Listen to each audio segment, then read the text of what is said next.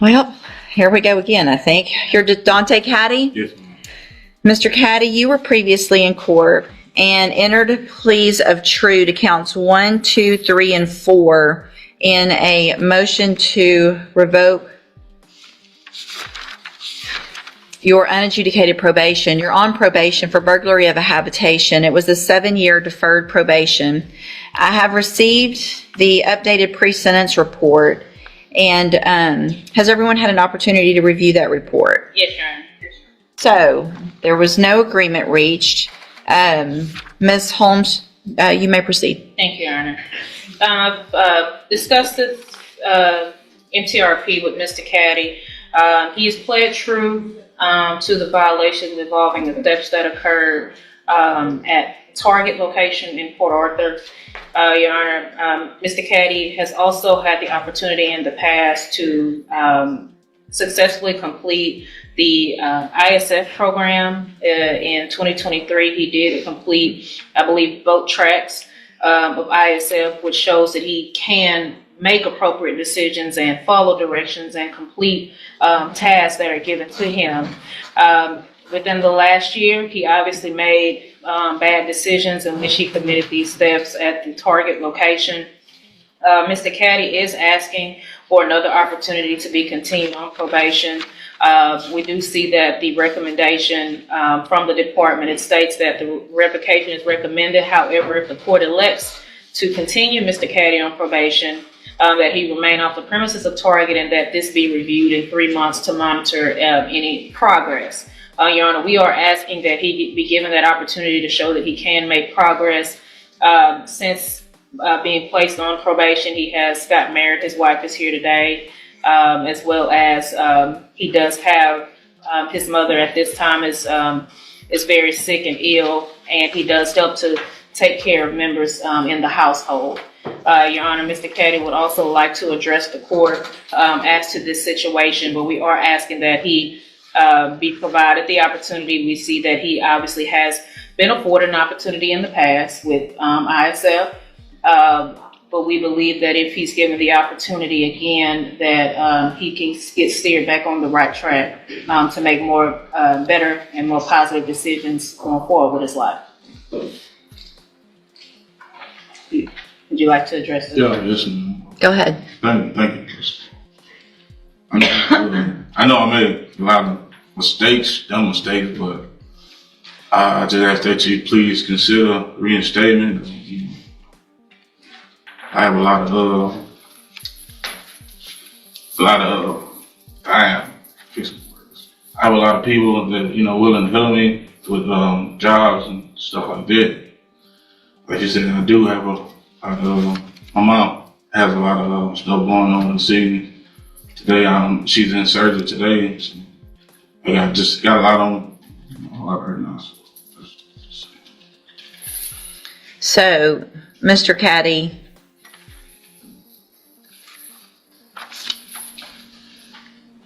back when you got your original pre-sentence report in 2020, I'm looking back at that, and when they talked to you that day, there's a quotation from you. I'm trying to change my attitude and my drive to do better in life. I want to learn control my anger and patience. I think I will do good. I understand the do's and don'ts. Okay, so that was back in 2020. Then shortly after that, you quit reporting. And you were gone for, I think it was like 2 years maybe. So we get you back after those 2 years in 2022, and you stood in front of me and I'm sure said, give me a chance, I want to do better. And I did. And I extended you, added some time on your probation, and sent you to ISF to help you do those things that you said you wanted to do, make better decisions and do that. Sent you to both tracks of ISF, which most people can't even do. They don't do that anymore. We have to pick one. So you got all the help you needed for drugs, for better decisions. Completed that April 14th, 2023.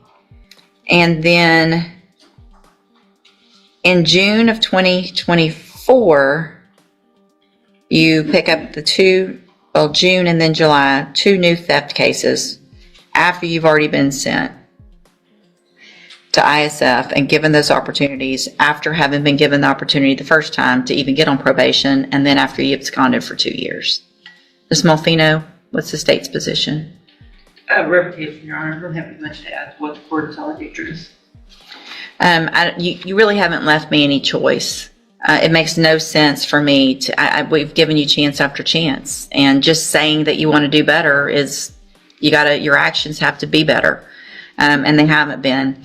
I'm going to find that you entered your pleas of true to counts 1, 2, 3, and 4 freely and voluntarily. Find those counts true.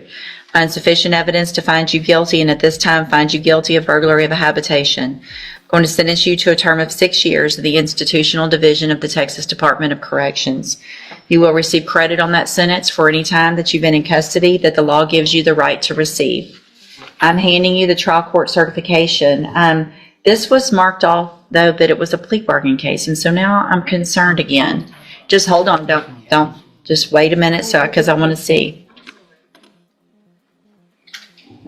Double check that there's nothing. It is for the address. I apologize. Okay. I'm sorry. So there was a cap of 4 years. So I'm going to withdraw what I said about the 6 years. I'm going to sentence you to a term of 4 years in the Institutional Division of the Texas Department of Corrections. Mr. Caddy, you can tell from what I've said and what my sentence was that I don't think that's enough. I have the ability to not accept this plea agreement. I'm going to accept it. I don't like it, but I'm going to accept it today. Your attorney did one heck of a job by getting you that deal. I am going to hand you the trial court certification that shows this was an agreement that I followed, and so you've waived your right to appeal. I have also handed you a written admonishment regarding your ineligibility to possess a firearm or ammunition. Because of the judgment entered against you, you're ineligible under Texas law to possess a firearm or ammunition. Possession of a firearm or ammunition could lead to charges against you. Firearm is a legal term. You should read that written admonishment I provide you to see what devices qualify as a firearm.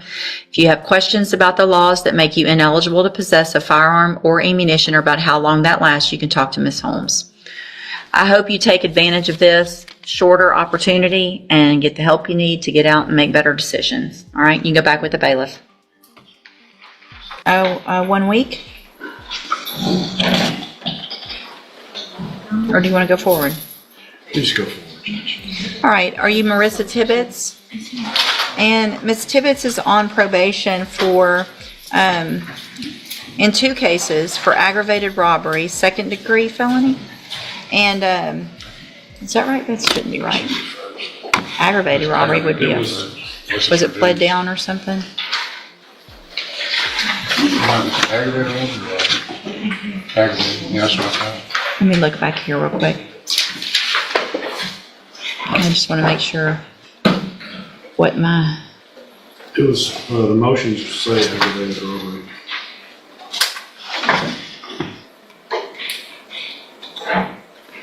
What does the original paperwork say? Yes, they were aggravated robberies, Judge. But they're second or first? First. Okay.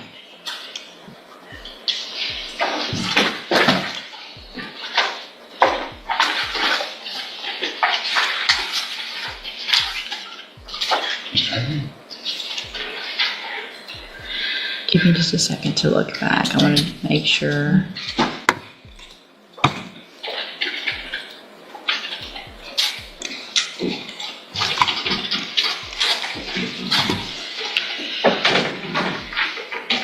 Yeah, the written plea admonishments back from the original plea is marked 1st-degree felony robbery, aggravated robbery. And that's what the commitment and everything was. So this is just a missed typo in the updated pre-sentence report. They're both 1st-degree felony offenses. Placed on probation October 29th of 2018. Was previously here. Entered a plea of not true to a new offense of burglary of a habitation and a curfew violation, and then entered pleas of true to testing positive for methamphetamines and marijuana, and being behind on our court-assessed fees. I've received the updated pre-sentence report. Has everyone had an opportunity to review that report? Defense says, Yes, we do. And so the burglary of the habitation has been indicted, and so there's no evidence to put on today with regard to that offense. Is that correct? Just let the court know what's going on. I had sent out letters to officers and to the victim in the case. After a lengthy discussion on the phone with Bo Baden, the victim of that burglary, I determined that we weren't going to need officers because he was going to be able to prove up everything along with the history and the background of the two, because they were married at one point, had separated. If you're enjoying these real courtroom breakdowns, hit that like button and subscribe. We cover the most surprising courtroom moments every single day. And it was him. She had moved out, and it was his door that she came and kicked back in and destroyed a bunch of property. Although in the PSI, I believe she said it was mostly her property that was destroyed. That's not his version of it. We're not going to dismiss this at this point. Okay, but you don't have evidence with regard to it today? I don't have evidence with regard to it today. So all I'm doing then is going forward with regard to a positive test for methamphetamine and marijuana on March 18th and being behind on fees. Okay. And the evidence that she does say she knows that she made a mistake and deeply regrets. I mean, her version of it recounts that an incident occurred on that night. I don't think that's even enough for a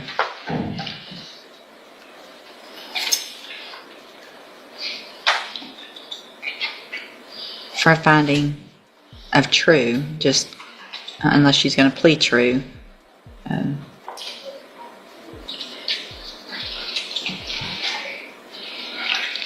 Okay.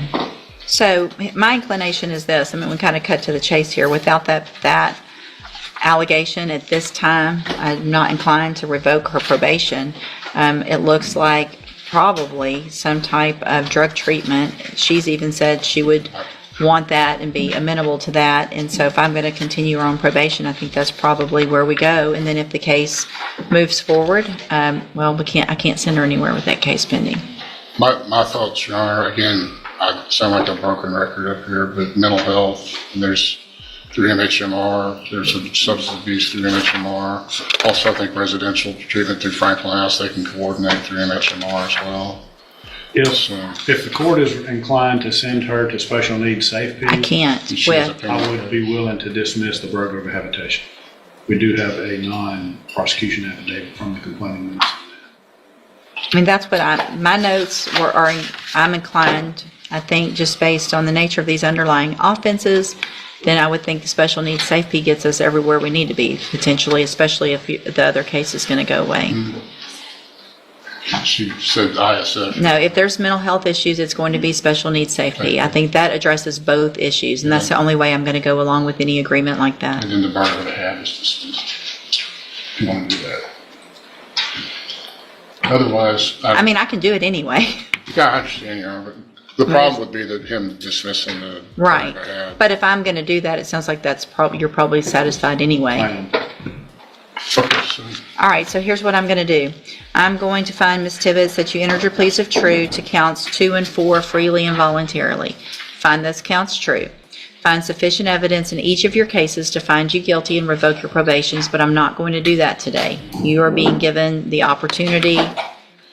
This is your second opportunity because your first one was, these were caps. When I first put you on probation back in 2018, it was actually unagreed, and I took a chance and placed you on probation. It sounds like, and there are some things in this updated report that you've actually done very well while you're on probation. And so you need to make sure and get everything, any issues with regard to substance abuse, self-medicating because of any mental health issues. We're going to give you all the help you need to get the tools to be successful. And you'll go, I'm going to continue you again on both of these probations, order that you enter and successfully complete the special needs safety program. You'll do that. You'll get out, you'll have help, aftercare, and then you're still on these probations. If you do everything right, take advantage of it, you don't have the felony convictions, and you stay out of prison. If, however, you violate any condition of probation after today, I'm going to look back and wonder what I was thinking. Because first, I gave you an opportunity when it was a cap.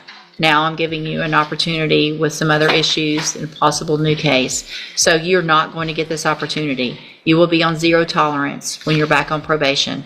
That means you have to do everything right. Do you understand? If you don't, you will be back in here, and you could be facing going to prison for anywhere between 5 years minimum up to the rest of your life in prison. Do you understand? Right. Right, and I think that the PSI noted that she was up to date on her fees. Yeah, I mean, there's some good things in here, and we got to get the rest of this, the issues taken care of, so that you won't make bad decisions and get yourself back in here like you did this time. Okay, you can go back with the bailiff. And just like that, two very different stories reached two very different outcomes. One defendant learned that chances eventually run out, while another received one final opportunity to turn things around. In court, decisions matter, but what happens after the courtroom can matter even more. Tell us which case stood out to you the most.